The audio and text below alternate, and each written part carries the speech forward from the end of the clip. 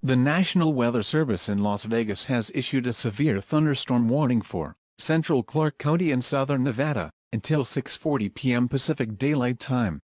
At 5:30 p.m. Pacific Daylight Time, National Weather Service Doppler radar indicated severe thunderstorms carrying heavy rain over Jean, Nevada, moving north at 25 miles per hour.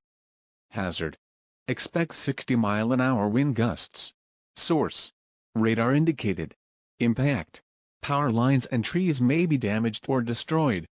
Locations impacted include, but not limited to, Enterprise, Southern Highlands, Paradise, The Strip, Henderson, Las Vegas, North Las Vegas, Summerlin, and Nellis Air Force Base. For your protection, move to an interior room on the lowest floor of a sturdy building.